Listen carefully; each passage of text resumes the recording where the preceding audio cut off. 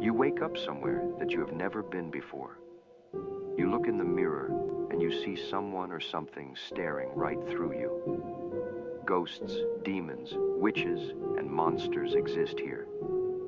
You quickly realize that the fear is all too real. A dark shadow slowly creeps up behind you. As you try to escape, you find yourself lost in an endless maze of insanity and terror. Your eyes see, but your mind won't allow you to believe. You have now become a chapter in the dark tales of the macabre. Today we are offering you something a little different.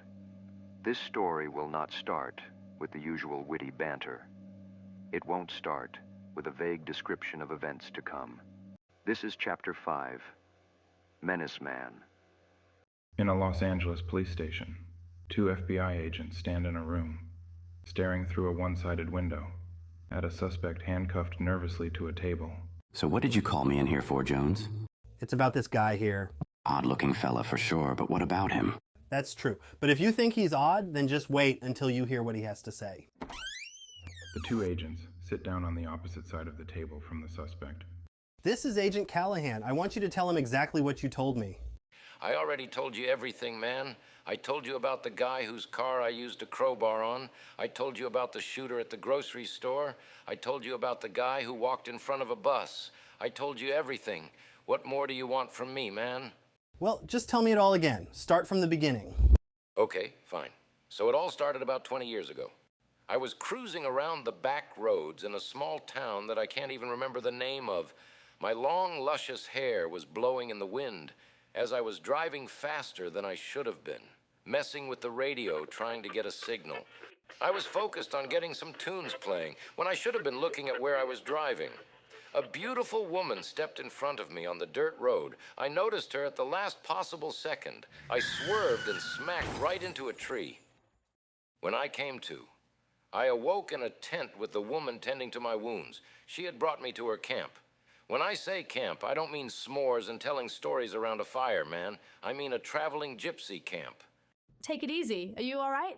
I must be because I found you. She smiled as my sly words got to her. I had it then, and I still have it now. My name is Sandy. I wish we could have met on different terms. We talked for what felt like hours until we finally left the tent. I saw a ton of gypsy folk, probably around 25 or so. They were all lively and packing up to move to the next town. That lively feeling quickly changed, though. When they all saw me, it got quiet, real quiet, man. You could hear a pin drop. They were staring daggers through me. An elderly man, who I assumed was her grandfather, called her over. I overheard them arguing, as I'm sure he wanted me to. Why did you bring this fool here? He is not one of us. He is an outsider. I don't trust outsiders. He was hurt and he needed my help. They got quieter, so I didn't hear the next few things they said. But I will never forget the last thing she said to him. But he's cute, funny, and I like him. It is forbidden, Sandy. He needs to go. He needs to go now. She walked up to me with a sad look. The beauty tried to hide it with a smile. She points out of the area, telling me to leave, but sneakily whispers, Meet me at the entrance of the woods tonight. I wish to go away with you. I agreed and went on my way. I walked all the way back to town since my car was totaled. I rested for a bit, freshened up and showered, then called a cab that brought me close to the woods so I could meet her that night. If I only knew the events that were about to transpire, then I would have come back sooner, so I could have saved her. That scream was something you'd hear in nightmares. I ran towards it. I found her laying there lifeless, covered in a pool of blood. She was clearly stabbed. I tried for years to figure out who killed her, but all I hit was dead ends. Shortly after I had found her, the old man and a group of gypsies must have heard the scream too. They got there just in time to see me hovering over her body. I thought they were going to kill me. In fact, I still wish they did. It would have been a far less severe punishment than they left me with. I get it, though. It sure appeared I killed her from their point of view. For the rest of your days on this earth, you shall witness the death of one person every day. The guilt will drive you to madness. I curse you with the Furies' fate. I kid you not, as soon as he said that, a dark, shadowy figure appeared next to him. And since that day, that shadow has been beside me everywhere I go, taking someone's life. I never know who it will be until the last minute. But it never fails. Every day it takes someone. It took that Dave fella after I dinged up his car. I saw it on the news after that. It made the bus hit that lawyer and caused the grocery store shooting and more, man, so much more. I have witnessed hundreds of deaths for years, and there's nothing I can do about it. Thank you for telling us again. Will you excuse us for a moment?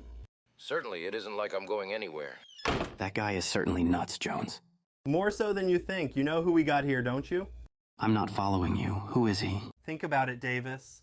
Sandy in a small town he doesn't remember? Sandy Lewis from the small town of Healdsburg, his first known victim. You have to know who it is now. If you're saying what I think you are, then we caught the mauling Menace, the most diabolic serial killer in modern history. We finally caught him, the most dangerous killer in the country. For 20 years, nobody could ever catch him. But we did. We got him. We're going to be famous. I don't care about the fame. I'm just glad that we can finally put this monster behind bars. As they walked back into the room to let the suspect know that they were charging him with murder, Agent Jones trips over his own foot, crashing onto the concrete floor. Oh my God, his neck is broken. He's dead. I'm sorry, it was a 50-50 chance. You two are the only people I've seen today. It was going to be you or him, man. This cautionary tale has no moral or meaning. The Menace Man. Was he cursed, or was it all in the head of a lunatic? We may never know. But this story has many more chapters to be had. So maybe someday we will have the answer. But for now, we leave you to come to your own conclusions. And for your sake, we hope that you don't cross paths with the one they call the Menace Man. End of chapter 5. Sometimes the light fades out, and the unseen horror begins. For those lost souls unfortunate enough to stumble in our web of darkness, we will see you next time. Until then, read the signpost up ahead. Beware what lurks in the dark tales of the macabre.